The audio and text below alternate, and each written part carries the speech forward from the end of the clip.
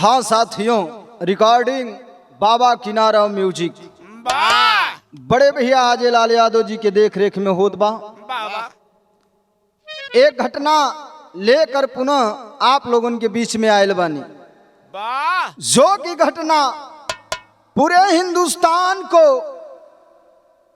शर्मसार कर दी। लखीमपुर में जो घटना अभी हुआ है पूरा देश को शर्मसार कर दिया। आइए 4 लाइन भूमिका में कहना है।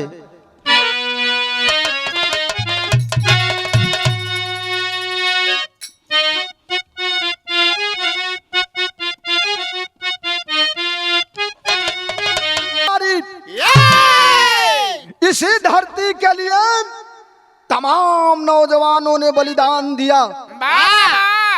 नमन कोटिनों बच्चों को पालनहारी, किसान अथक परिश्रम करके इस धरती माँ का छाती चीरकर अन्न उपजाता है, जिससे कि हम लोगों का भरण पोषण चलता है। इस धरती पर चराचर जितने जीव है सबका भरण पोषण होता है। जो बागी रहे देश के लिए बगावत पर उतरे आए, हंसते हंसते फांसी के फंदों पर झूल गए।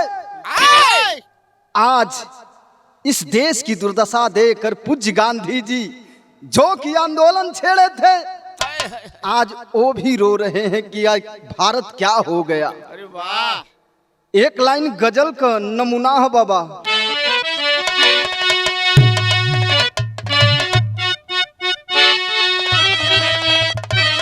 ओ हो।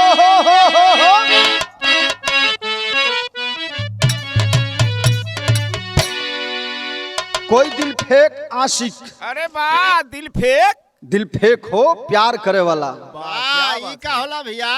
प्यार तू जनबे न करता? नायो जानी तो तुझसे पूछी।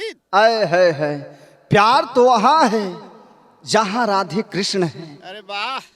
प्यार वहाँ है जहाँ की एक मानवता का मिसाल है। वाह!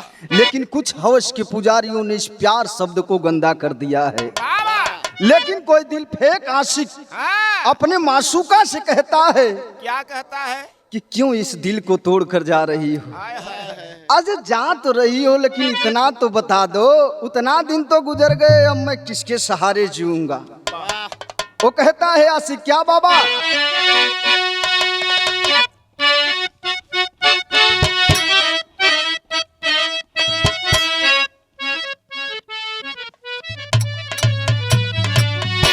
यही कहता है, क्या? अरे दिल के टुकड़े टुकड़े करके मुस्कुरा के चल दिए।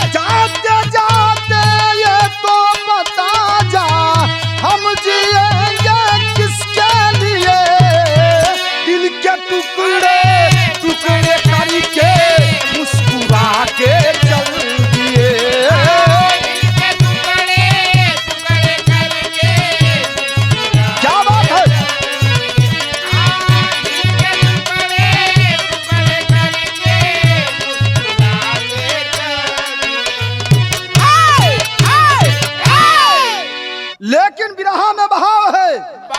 आज इस देश की दुर्दशा देखकर कवि की कलम सवाल करती है, क्या हो रहा है इस देश में। भाव है, अरे राजनीति के पटल पर क्या तमाशा चल रहा।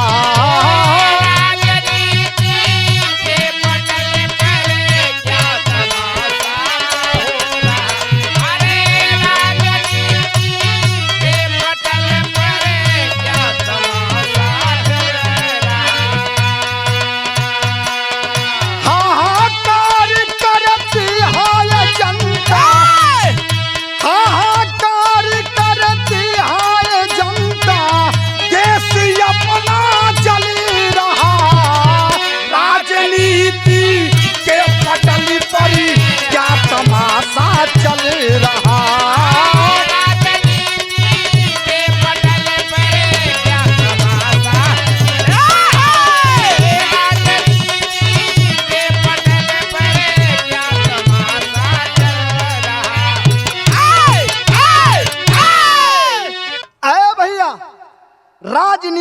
पटल पर क्या तमाशा चल रहा, हाहाकार कर रही है जनता, देश अपना जल रहा। अरे वाह, देश की स्थिति क्या है, क्या, लेकिन नेता का स्थिति क्या है? वाह वाह, नेता का स्थिति है कुर्सी न छूटे, हाँ, देश भर ही जर जाए। अरे वाह, कवि जी लिखते हैं कि किसान है क्या, नजम का भाव है।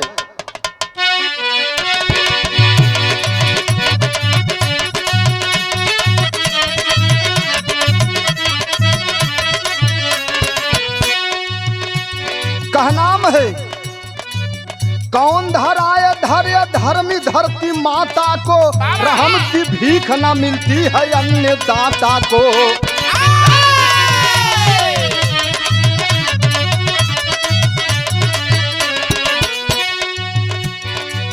कृषि प्रधान भारत देश कहा जाता है, कृषि प्रधान भारत देश कहा जाता है, किसान धरती माता का अटूट नाता है।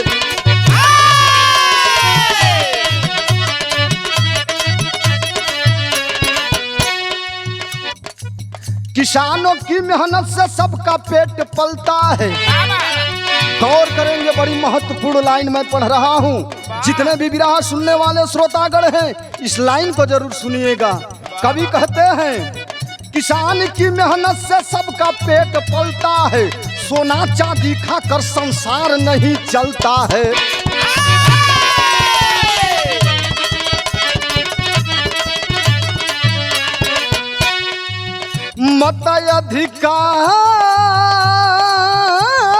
मताधिकार से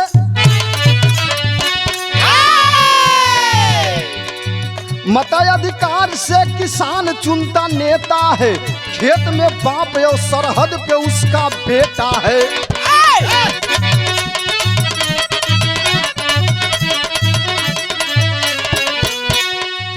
किसान हर दुखों पे खुद पे झेल लेता है, किसान हर दुखों को खुद पे झेल लेता है, जान जाए मगर जीव का न जाने देता है।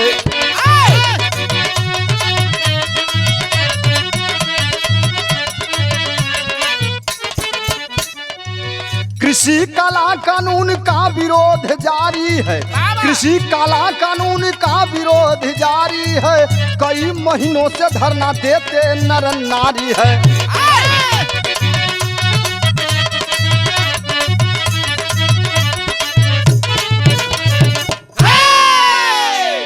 अरे बाबू, किसान जो कि पालनहार है, चाहे जो भी मैंने पहले ही बताया, इस धरती पर जो भी व्यक्ति है कितने दिन जो है फल फूल खा कर रहेगा। जब तक अन्न ना खाई आ जब अन्न नहीं जाई पेटे में, तब ले ओकर सेहत सही नहीं रहे के बाद, न पेट भरे के बाद। किसान कृषि प्रधान देश कहा गया है इसी भारत को, कृषि प्रधान भारत कहा गया है। लेकिन इसी कृषि प्रधान भारत जो लोग कहते हैं, आज देख लीजिए दशा, इस भारत की दशा क्या है। किसान कई महीनों से रोड पर है, काला कानून का विरोध कर रहे हैं, बैठे हुए हैं, और विरोध में यही किसान भाइयों से बताना चाहते हैं। अगर जिन भाइयों को पता नहीं है, चंद्रिका यादव अपने कैसेट के माध्यम से, यूट्यूब के माध्यम से बताता है कि आखिर में एक काला कानून है क्या, जो इसे हटाने के लिए हमारे किसान भाई कई कई जगहों पर आज कई महीनों से धरना दे रहे हैं, पड़े हैं। मैं अपने गीत के माध्यम से बताने जा रहा हूं, सुनिएगा। बिरहा में एक लाइन तर्ज बदल गई बाबा।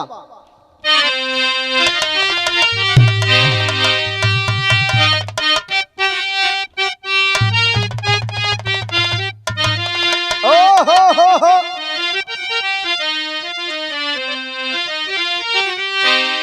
ये हमार निजी रिसर्च हो और हमरे रामा कवि गाजीपुरी जी का। कौनो लड़का अपने महबूबा अपने प्रेमिका का बड़ाई बतावत रहे, एक गीत में बड़ाई बतावत हो, कहो का कहे, अरे मिश्री समीठ रस साचो अरे मिश्री समीठ रस साचो चुवेला तोहरी बोलिया में चुवेला तोहरी बोलिया में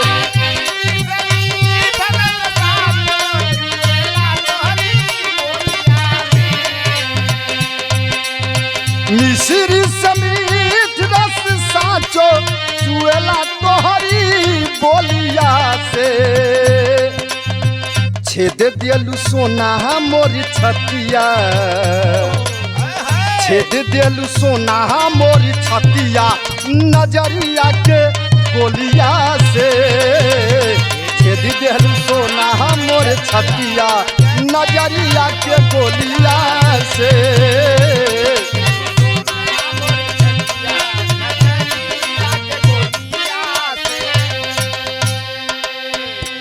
लेकिन विरह में बहाव हो एक काला कानून है क्या? कवि जी लिखते हैं क्या?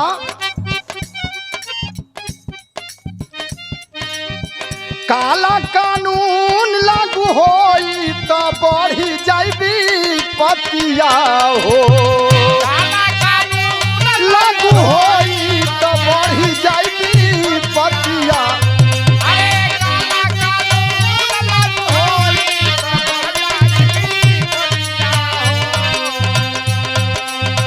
काला कानून लागू होई बढ़ी जाइबी पतिया हो हे मुआवजा ले ली है हे मुआवजा ले ली है जमीनिया पूजी पतिया हो हे मुआवजा ले ली है जमीनिया पूजी पतिया हो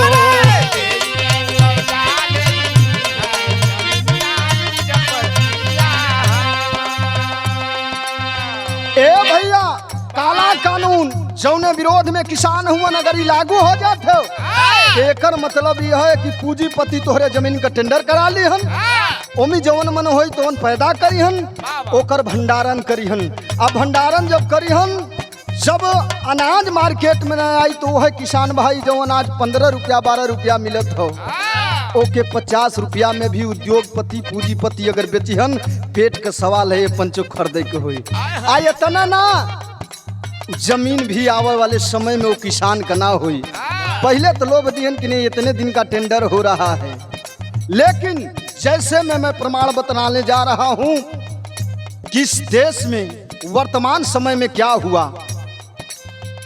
जैसे चली गई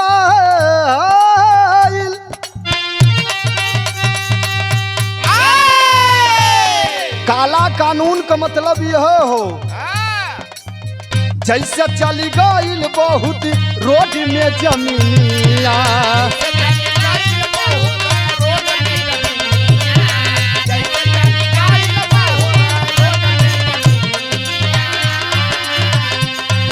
इतना ना है भैया एयरपोर्ट रेल बिकली देश का समनिया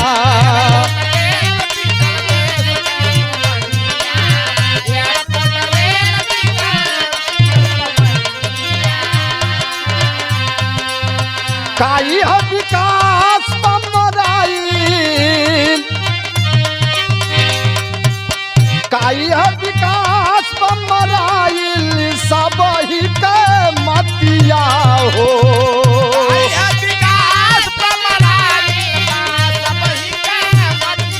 क्या बात है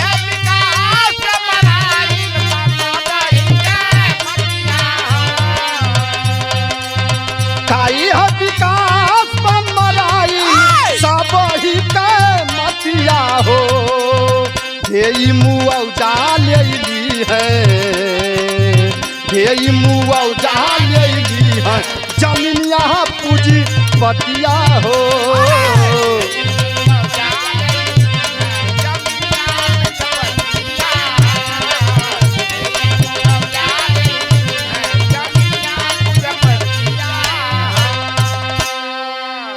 ए भैया जैसे में आप लोग देखला हो रोड में तमाम जमीन चल गई आयतन ना ये पंचो एयरपोर्ट रेलवे भी बिगल कोई कुछ कैलस नहीं। जबकि ये देश की संपत्ति है।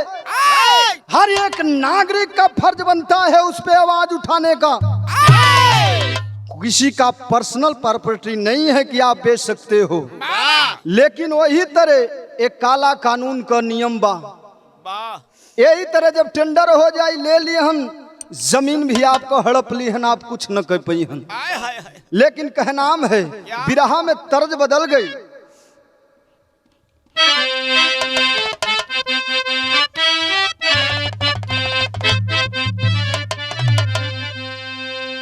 इहो कंपोजर धुन बा बाबा। कौनो मनसोख लइका कौनो लड़की से कहले बा, का कहले बा?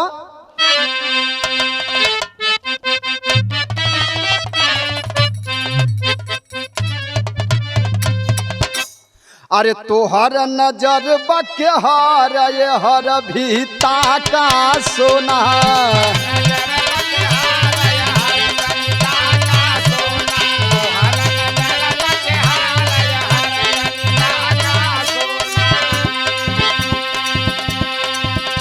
अरे तोहर नजर बके हार ये हर भीता का सोना। अरे उठेला करे जामे लहर ये हर तनिता का सोना। क्या बात है, क्या हो?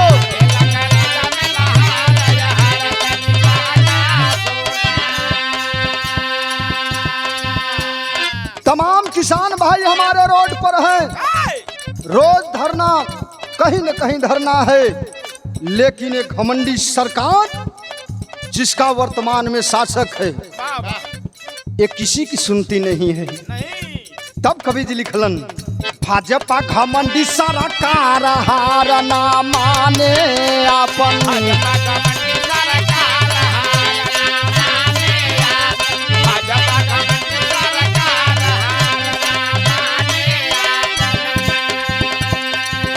अरे भाजपा घमंडी सरकार हार ना माने अपन। विरोध में किसान लाचार हार ना माने अपन। विरोध में किसान लाचार हार ना माने। किसान बैठे हैं लेकिन ये सरकार काले कानून को वापस लेने की बात नहीं कर रही है। लेकिन वही बिचवे में देखबा एक घटना घटल किसानन के विरुद्ध। बाहरे नेता अरे केंद्रीय गृह राज्य मंत्री अजय मिश्रा तेली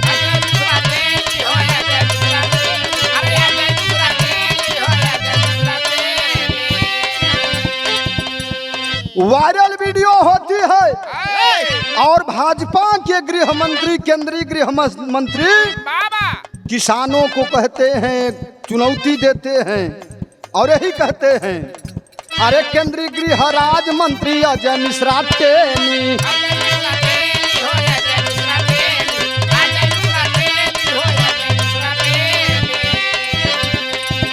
अरे किसानों से कह पढ़ लेनी कदेनी।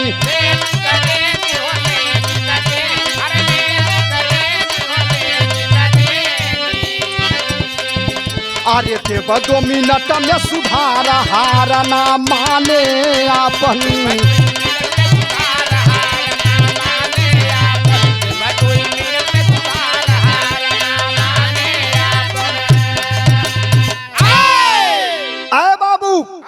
केंद्रीय गृह मंत्री अजय मिश्रा टेनी कहते हैं क्या? किसान आंदोलन बंद कर दो, बंद कर दो, नहीं लेनी की देनी पड़ जाएगी और 2 मिनट में मैं सुधार दूंगा। अरे बाबू इतना बात जब किसान सुन ले हुआ क्रोध में हो गए, लेकर के काला झंडा जब निकलते हैं आवाज लगाते हैं और यही कहते हैं, टेरी का भाव है, अरे करे जा व्यंग बतिया, अरे करे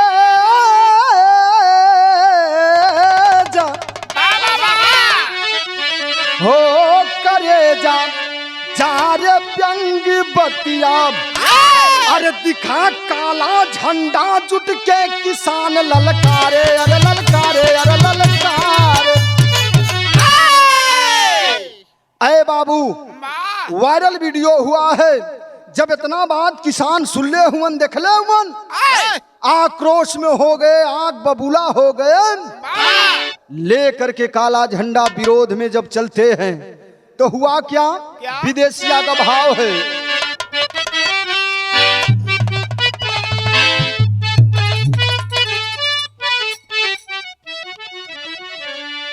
लखीमपुर खीरी में 3 अक्टूबर तिकुनिया में, अरे जुटल किसान उठे विरोध लहरिया।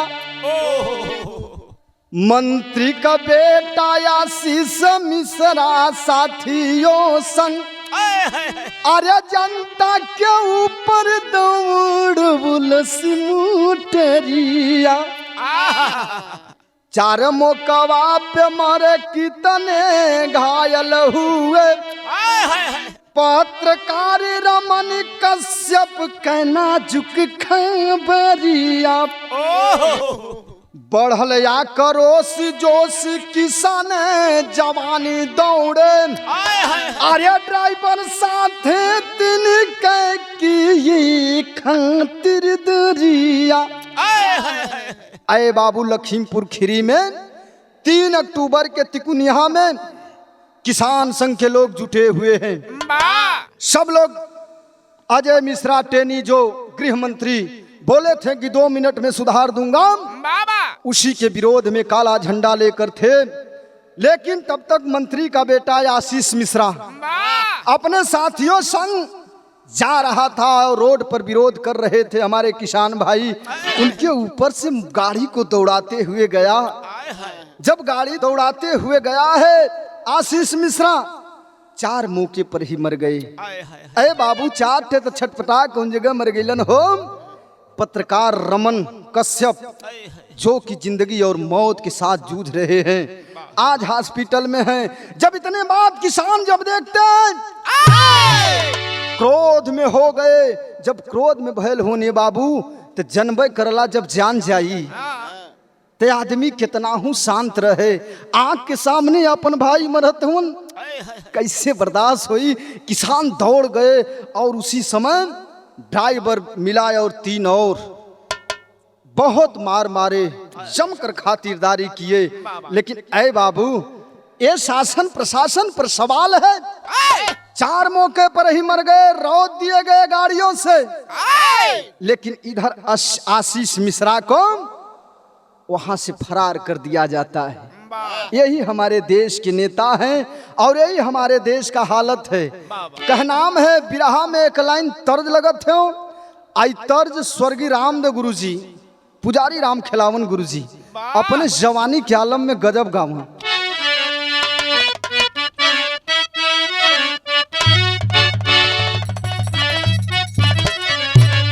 अरे गजब हारी कै, अरे गजब हारी कै गुजारियो गजब कर।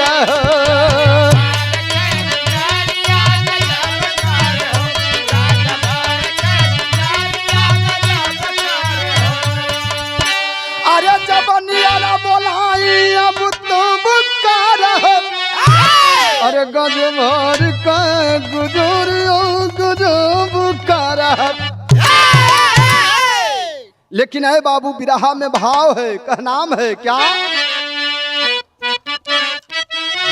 अरे अजय मंत्री का बेटवा फरार भयल हो।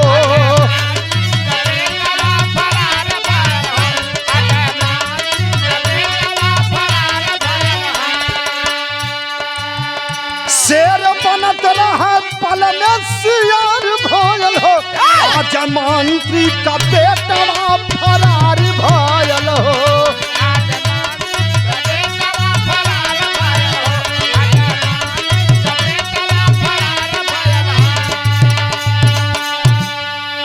भाग निकला वहां से आशीष मिश्रा।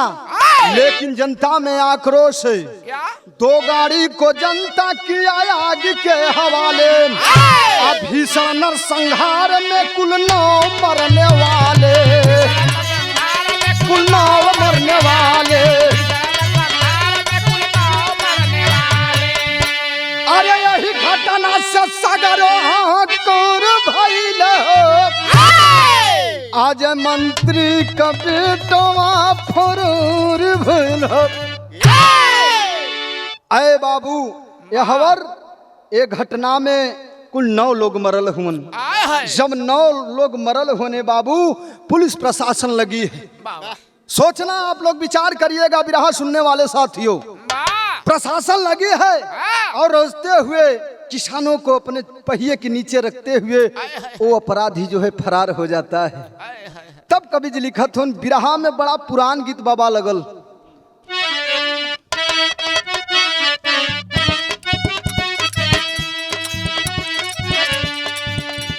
हमारे दादा गावत रहलन हम सुनले रहनी। घुघुर बाजे झाझर बाजे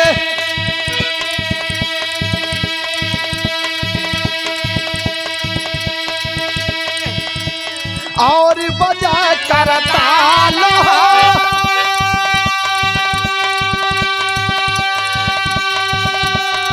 900 जोगी मंगल गावे, 900 जोगी मंगल गावे, नाचे बिरतिया माय हो। 900 जोगी मंगल गावे,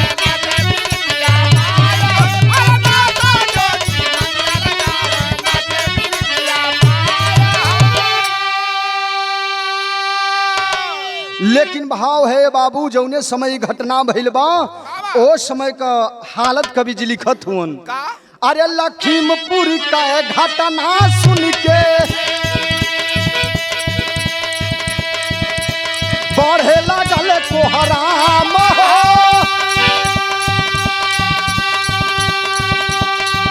अरे दुश्मन बन जाई है जब नेता, दुश्मन बन जाई है जब नेता, कैसे बचाई है राम हो।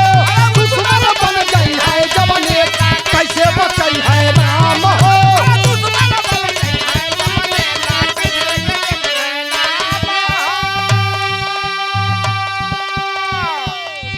अरे पुलिस प्रशासन के रहते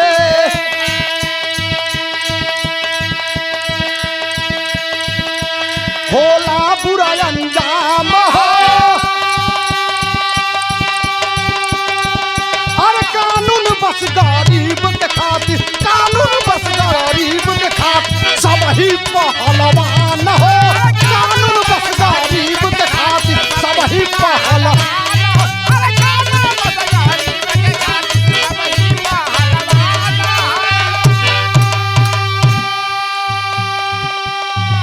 अरे बाबू पुलिस प्रशासन के रहते ऐसा बुरा हाल है। कानून बस गरीबन बदे हो। अब के झगड़ा करा टप दे 100 नंबर आई हथिया के ले जाए तुरंत बिहान भेले चौका घर जीव। लेकिन यहाँ अमीर मर्डर कर रहा है, सत्ते में बैठे हुए उनका बेटा मर्डर करता है और निकल जाता है। भइल का अरे मीडिया से जब खबर मिलल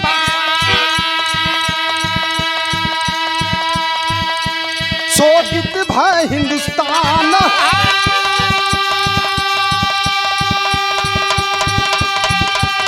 अरे सब दल के नेता चल भइल, सब दल के नेता चल भइल, लखीमपुर दुखमान हो।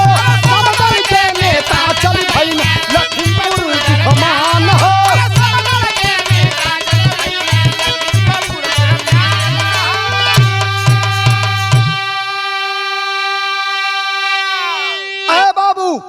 शासन प्रशासन पर सवाल है। सब कुछ रहते हुए हमारे देश में अपराधी चला जा रहा है। जब मीडिया के जरिए से लोगों को पता चला, किसान यहाँ पर आंदोलन कर रहे थे, धरना दे रहे थे, कुचल करके आशीष मिश्रा, अजय मिश्रा टेनी का बेटा चला गया। वहां लोग पहुंचना चाहते हैं। जब खबर मिली लोग पहुंचना चाहते हैं, लेकिन हुआ क्या? जब सुनते हैं किसान के नेता वाह राकेश टिकैत जी बाबा चलने की तैयारी करते हैं। बिरहा में एक लाइन तर्ज बदल गई।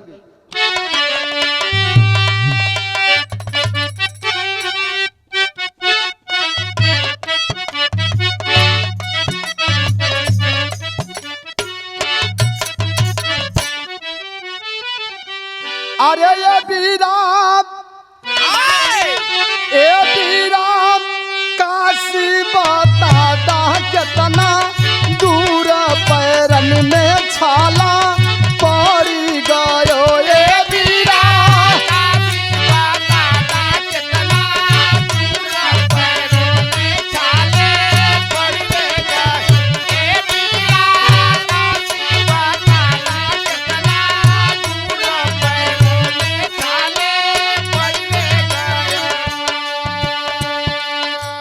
किसान के नेता आदरणीय आप राकेश टिकैत जी जब सुनते हैं कलेजे पर वज्रपात गिर पड़ा कि हमारे साथी हमारे भाई मारे गए। आज देखवा ए बाबू चलल हुन तब भाव हो वह नाम है क्या। सुन के चलल टिकैत राकेश काले सिदिया बेधे लागल हो। सुन के चलल टिकैत राकेश काले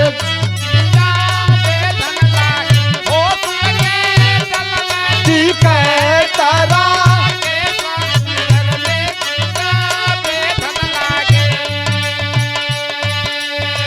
सोच रहे हैं राकेश टिकैत जी कि आज हम लोगों के साथी मारे गए हैं। कलेजे में दर्द लेकर धीरे धीरे चलते हैं। लेकिन जब इधर पता चला है गरीबों के मसीहा उत्तर प्रदेश की शान और मान भारत की और के चलल सापा के मुखिया भैया अखिलेश कालेश जिया बेधे लागल के भैया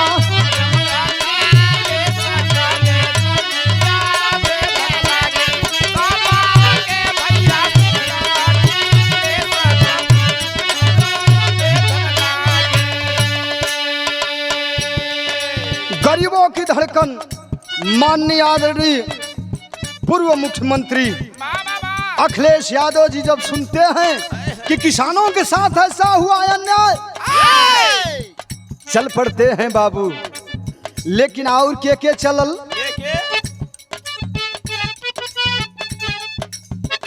प्रियंका संजय सिंह जया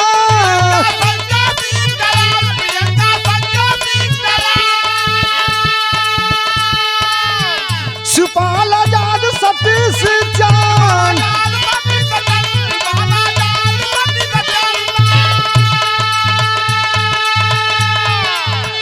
संत बचहना संताई का भेष कालेश जिया बेधे लागल संताई का भेष कालेश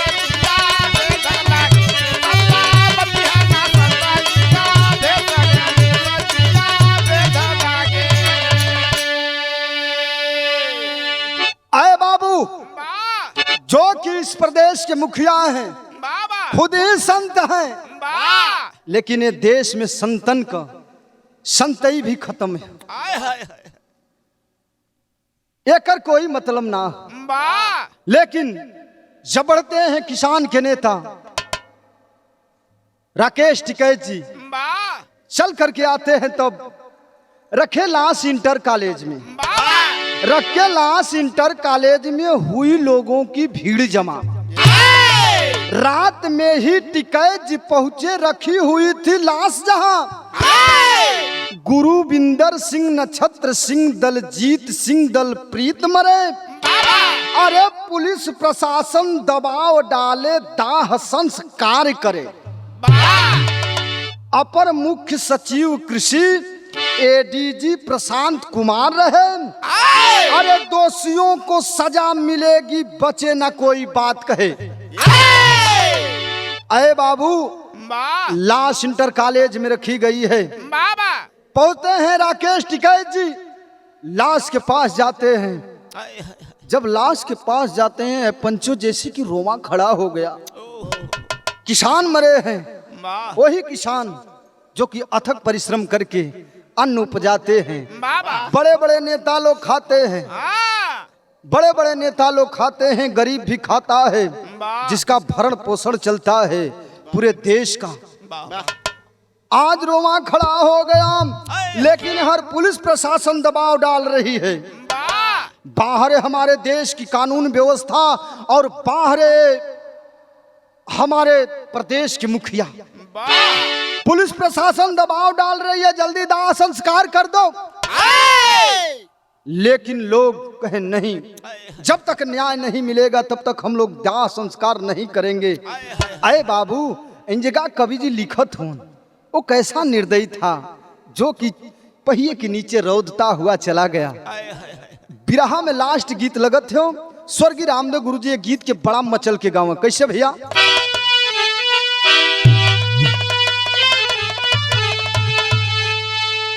अरे गवना कराए पे घर बैठा वाला, अरे अपन कोलरिया लोगल रे, अरे निरमोही दगा दे के अरे भागल रे, निरमोही दगा दे के।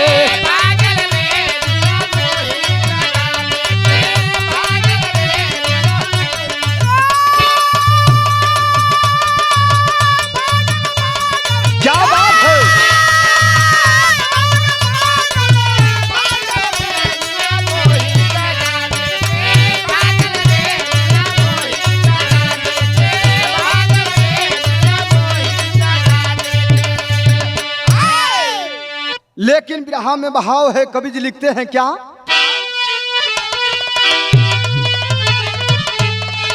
अरे कैसे के पपिया चढ़ाई दहलस गाड़िया, अरे का मर गईली मनौता हो, अरे वहां चमके भैली समझौता हो, वहां चमके भैली।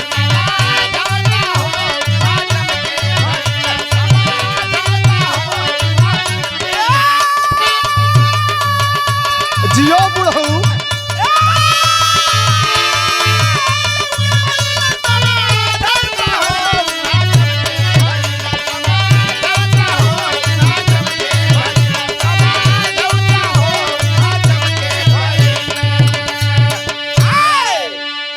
वहां समझौता हुई, नेता जब जुटे, लोगों का हुजूम जब जुटा, तो समझौता यही होता है क्या? अरे परिजन के मिली मुआवजा भारी, अरे 45 लाख नौकरी सरकारी।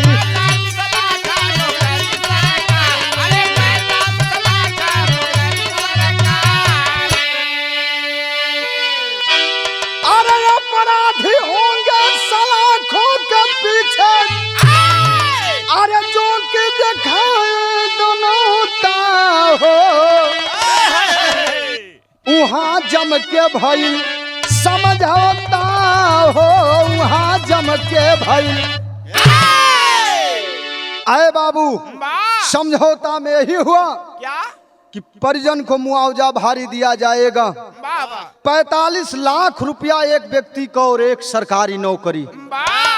लेकिन इतना तो मिलेगा, लेकिन जो ये दानवता किया है, गाड़ी से जो कुचला है, रौदा है किसानों को, वो सलाखों के पीछे होना चाहिए। यही पर समझौता भइले बाबू। लेकिन लोग जिद पर अड़े हैं। क्या पहपट का भाव है? अरे झर झर बरसत बा समय कयसिया लसिया उठी नाम, अरे जब लेना पहिया अपराधी फसिया लसिया उठी नाम।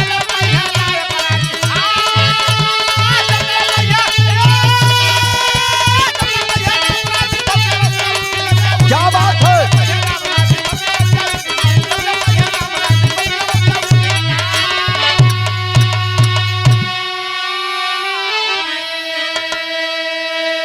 सब लोग जीत पर रही है कि जब तक अपराधी सजा को नहीं पाएगा तब तक लाश न उठी।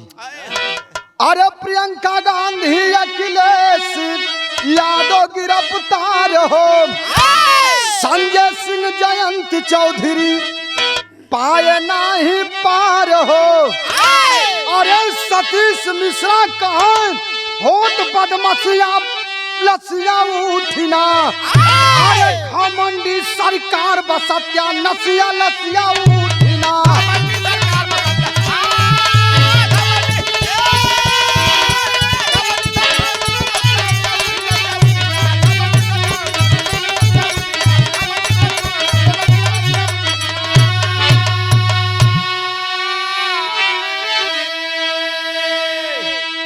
आए बाबू, जब ही प्रियंका गांधी और अखिलेश यादव अपने आवाज से निकलते हैं लखीमपुर जाने के लिए, बाबा योगीनाथ मुख्यमंत्री उनकर पुलिस आके पकड़ ले। आप नहीं जा सकते हैं। लोगों ने प्रश्न किया कि भाई क्यों नहीं जा सकते हैं, लेकिन बोले कि नहीं, आपको नहीं जाना है, आदेश है। बाहर सरकार और बाहर राज और बाहर राज का शासक।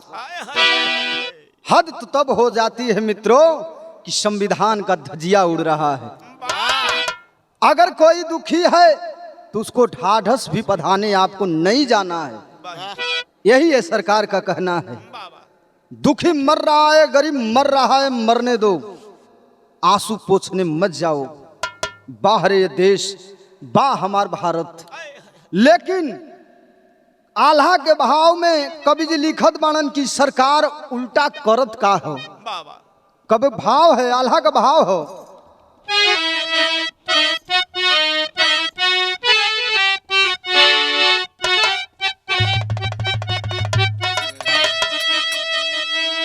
अरे उल्टा ससनवा, अरे उल्टा ससनावा लत यूपी में भैया।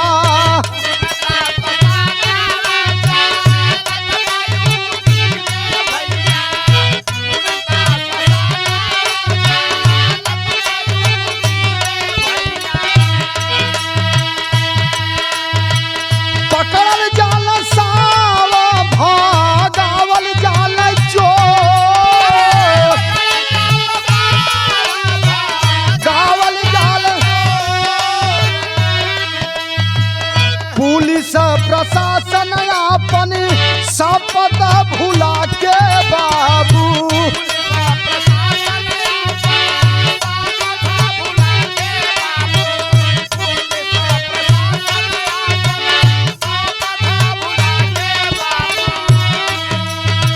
नौकरी बचावे में बनल कमजोर।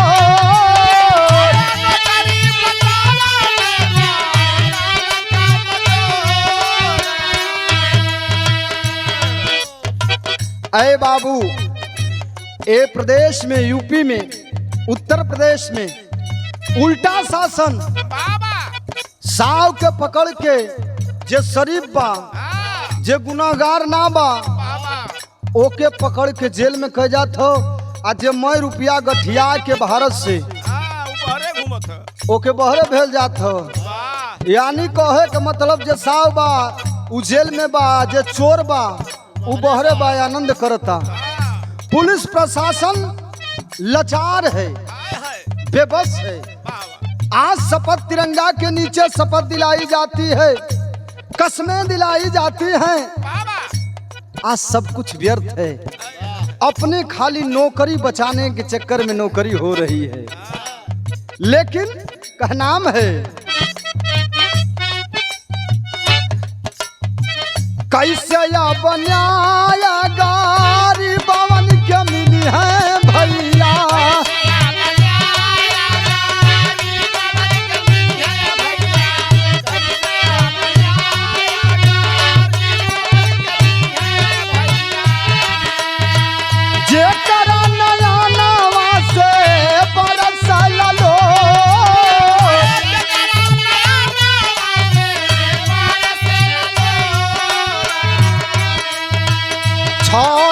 अक्टूबर के प्रियंका रिहा भैली भैया।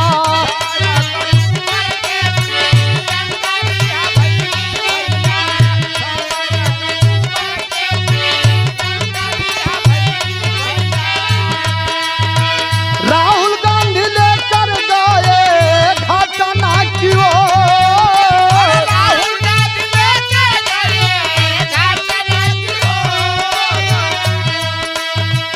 पंजाब के सीएम चरणजीत सिंह चन्नी बाबू, चरणजीत सिंह चन्नी।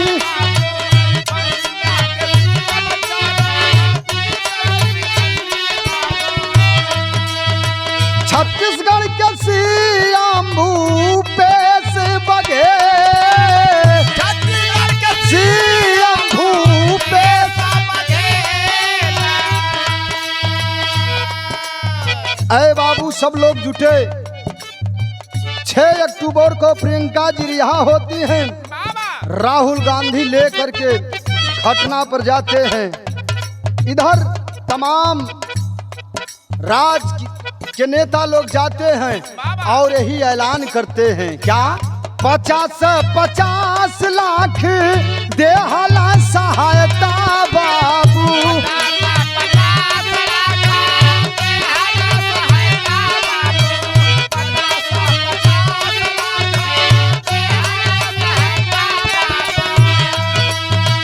हर मृतक परिवार दिलावा में को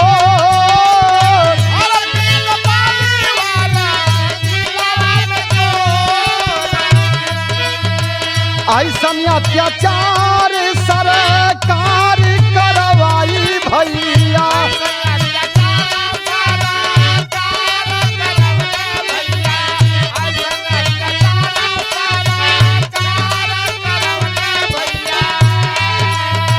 कैसे सोने का चिड़ै रही देशवा में।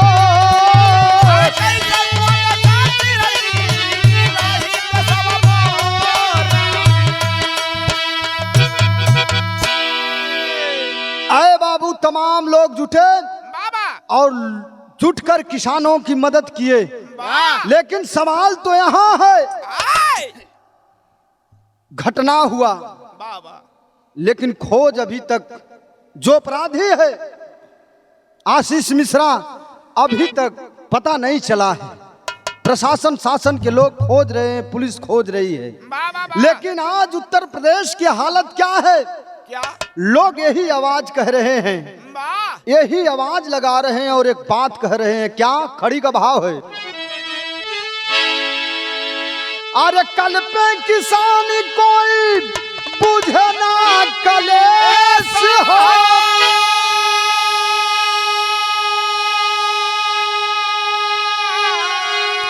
अरे आगे आवा भैया, अरे आगे आवा भैया, यादव अखिलेश हो, आगे आवा भैया।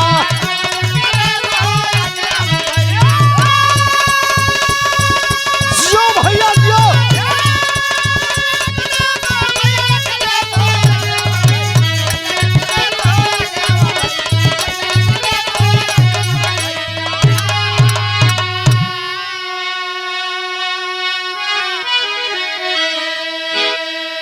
अरे 7 अक्टूबर लखीमपुर गईलन, आप पीड़ित परिवार से मिलके दुखित भइलन।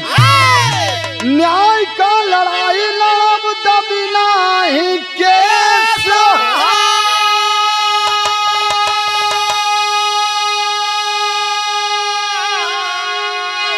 अरे आगे आवा भैया, अरे आगे आवा भैया, यादव अखिलेश हो, आगे आवा भैया।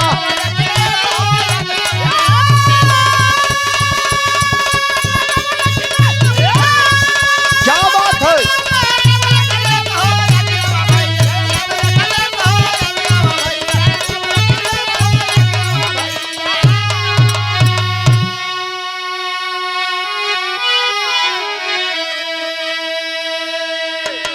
माननीय अखिलेश यादव जी पहुंचे हैं 7 अक्टूबर को जा करके पीड़ित परिवार से मिलते हैं और ढाढ़स बंधाते हैं और कहते हैं कि मैं न्याय की लड़ाई लड़ूंगा, केस को हटने दमने नहीं दूंगा।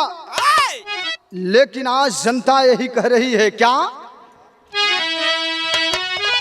अरे 22 में बनी जब सपा का सरकार हो, सब हिसाब चुकता होई, फैसला हमार हो।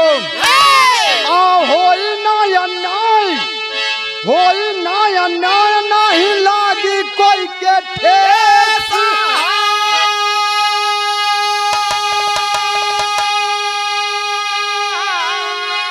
अरे आगे आवा भैया, यादव अखिलेश हो, आगे आवा भैया।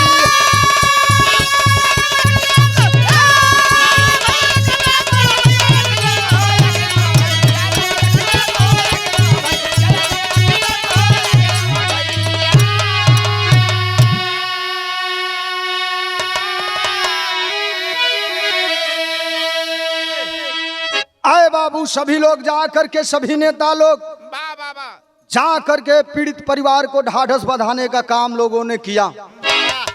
लास्ट में कह नाम है गुरु गणेश गुरु रामलाल का स्वर्ग बच्चन पावन, रामदेव चंद्रकांत कबे पुजारी, राम खेलावन।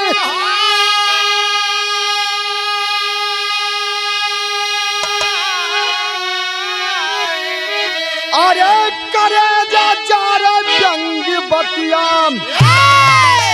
चंद्रिका राम कभी कबहू ना हिम्मत हार, करे जा रे व्यंग